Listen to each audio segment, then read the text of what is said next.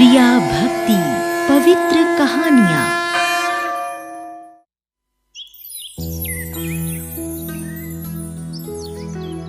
एक किसान था जिसका नाम था शिवराम। पत्नी का नाम था गंगा देवी। शिवराम के खेत बंजर पड़े थे। घर में खेती करने वाला उसके सिवा और कोई नहीं था। वृद्ध होने के कारण वो मजदूरी करता था। उसके पास एक रेहड़ी थी, यानी हाथ का ठेला। वो उसमें लोगों का छोटा मोटा सामान ढोता था। उससे जो भी पैसे कमाता उसी से गुजारा करता। उसकी पत्नी गंगा देवी धार्मिक प्रवृत्ति की औरत थी।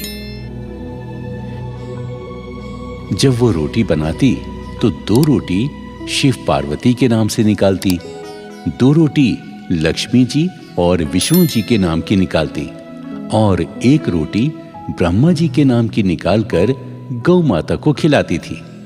तभी वो खुद खाती और अपने पति शिवराम को भी देती थी।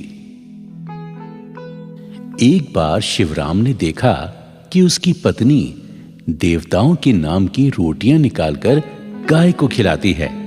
तब वो अपनी पत्नी से बोला, अरे भाग्यवान, मैं बड़ी मुश्किलों से मजदूरी करके घर का इंतजाम करता हूँ और तू आधे आटे की रोटियां तो देवी देवताओं के नाम से निकाल देती है, उनको भोग लगाती है। आधे आटे की रोटियों से हम दोनों पेट भरते हैं, ऊपर से तेरा ये दान मुझे बहुत तकलीफ देता है।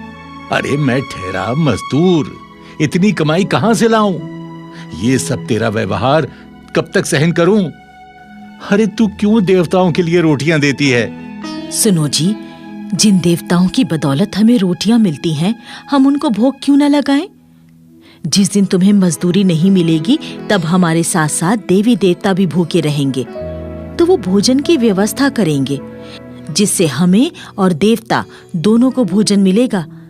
आपको भी मजदूरी मिलेगी और हमारे सारे काम भगवान बनाएंगे।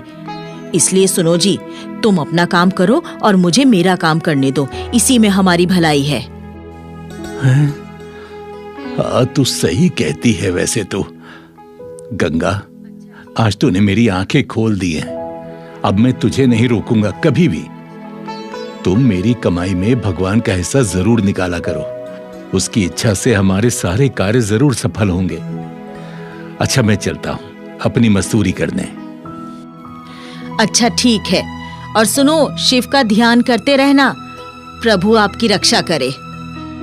हाँ हाँ, अरे तू चिंता मत कर, मैं शिव का ध्यान करता रहूंगा। देवताओं पर विश्वास करने पर शिवराम को आज और दिनों से ज्यादा मजदूरी मिली और पैसा भी बहुत कमाया। अरे कहाँ हो गंगा? ओह गंगा, देख, आज मैंने बहुत से पैसे कमाए। ये देख, ये सारे पैसे तू रख ले। मैं तो कहती हूँ, भोलेनाथ और विष्णु ब्रह्मा जी की कृपा से आपकी कमाई में वृद्धि हुई है। हाँ हाँ, तुम ठीक कहती हो गंगा। अब एक काम करते हैं, इन पैसों में से जितनी हमारी जरूरत है उतने रख लेते हैं। बचे हुए पैसों को हम मंदिर में दान कर देते हैं। अजी, तुमने तो मेरे मुंह की बात छीन ली। मैं भी यही चाहती हूँ। हम आधा पैसा मंदिर के पुजारी को दे देते हैं दान में। हाँ हाँ, तुम ठीक कहती हो, ऐसा ही करते हैं। गंगा और शिवराम उन पैसों को मंदिर में दान कर देते हैं। दोनों पति पत्नी बहुत खुश रहते हैं। इसी तरह शिवराम मजदूरी करने जाता रहा। एक दिन शिवराम अचानक बीमार हो गया।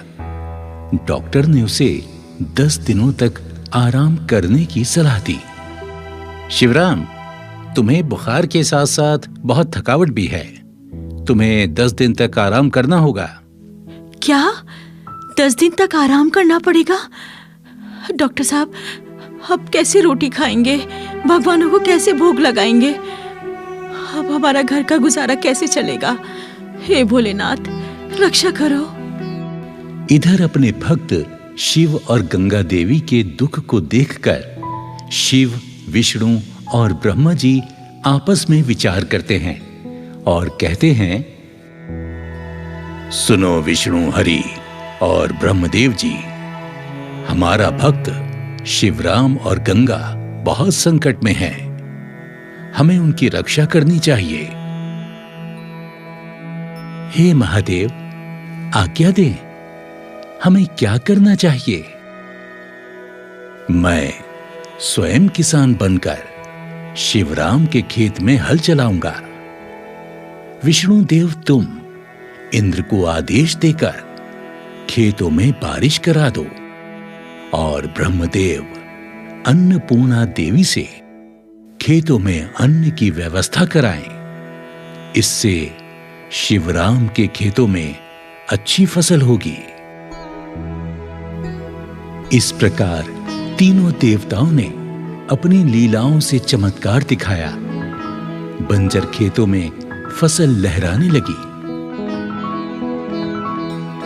इधर शिवराम की ज्यादा तबीयत खराब होने से गंगा दुखी होकर भोलेनाथ से प्रार्थना करते करते शिवराम के चरणों में सो जाती है। तभी भोलेनाथ उसके सपनों में आए और कहने लगे, देवी, आंखें खोलो और अपने खेतों पर जाकर देखो।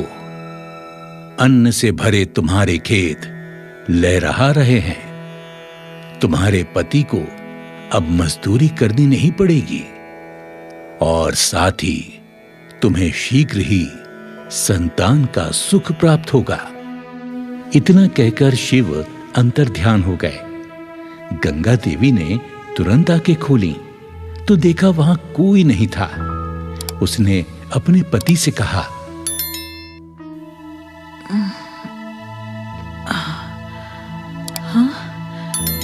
हाँ, ये मैंने क्या देखा?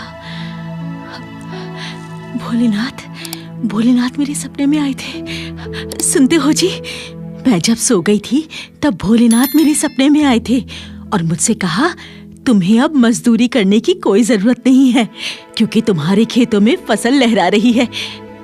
क्या कह रही हो भाग्यवान? सच?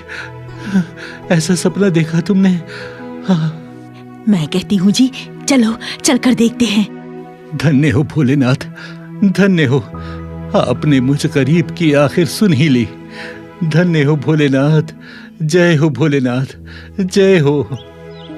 शिवराम और गंगा देवी अपने खेत पर जाकर देखते हैं कि बंजर खेत अन्न से भरे लहरा रहे हैं। दोनों खूब खुश हो जाते हैं। शिवराम कहता है, हाँ, अरे वाह, अरे वाह, अरे भाग्यवान, ये कैसे हुआ? ये कैसे हो गया? ये कैसा चमत्कार है? देखा तुमने? ये उन्हीं देवताओं की महिमा है जिन्हें हम भोग लगाते थे। उनके नाम की रोटियां निकालते थे। तुम कहते थे देवताओं को रोटियां देने से क्या होगा? जो हमने उनके प्रति भावना रखी, भोलेनाथ ने आज वो ऋण चुका दिया है। जय भोलेनाथ, जय भोलेनाथ। हाँ, चलो हम मंदिर चलकर भगवान का आभार व्यक्त करते हैं। चलो। दोनों पति पत्नी शिव मंदिर आते हैं। शिव को शीश झुकाकर उनकी वंदना करते हैं। इधर भोलेनाथ अपना चमत्कार दिखाते हैं। मंदिर का पुजारी एक मासूम बच्चे को गोद में लिए कहता है, शिव शिव शिव शिव शिव शिव, न जाने कौन सी माँ थी जो इस बच्चे को मंदिर में छोड़ गई। अरे कोई निसंतान हो तो ये बच्चा उसे ही सौंप दूं। शिवराम और गंगा देवी ने सोचा, सुनो जी, क्यों ना हम इस बच्चे को गोद ले लें? हमारे कोई संतान भी नहीं है। शायद भोलेनाथ ने ये महिमा दिखाई हो। हाँ, ठीक कहती हो। चलो पुजारी जी के पास चलते हैं। पुजारी जी, ये बच्चा हमें दे दीजिए, हमारी झोली में डाल दीजिए। हमारे संतान नहीं है, हम इस बच्चे का पालन पोषण अच्छी तरह से करेंगे। हाँ हाँ पुजारी जी। हाँ पंडित जी, ये बच्चा हमें दे दो। हमारे बुढ़ापे का कोई सहारा नहीं है। दया करो प्रभु, दया करो। हाँ हाँ, ठीक है ठीक है, जैसी भोलेनाथ की इच्छा। शायद भोलेनाथ की यही इच्छा हो। लो लो पुत्री, ये बच्चा मैं तुम्हें देता हूँ। लाइए पंडित जी, कितना प्यारा बच्चा है। आपका धन्यवाद पंडित जी, आपका धन्यवाद। भोलेनाथ ने हमारी सुन ली, हमारी मनोकामना पूरी कर दी। जय भोलेनाथ, जय बाबा। पुजारी ने गंगा देवी को वो बच्चा दे दिया। गंगा देवी और शिवराम खुशी खुशी बच्चे को लेकर अपने घर आ गए। इस प्रकार दोनों पति पत्नी भोलेनाथ, विष्णु और ब्रह्मा जी के गुणगान करने लगे और सुखी से जीवन व्यतीत करने लगे। इस कहानी से हमें यही प्रेरणा मिलती है कि जो भगवान का ध्यान करते हैं, उनका ध्यान भगवान स्वयं रखते हैं। शिव भक्ति मनुष्य को शक्ति देती है, दुख और संकट से मुक्ति भी प्रदान करती है। जय भोलेनाथ, जय भोले शंकर। जय भोलेनाथ, जय भोले शंकर।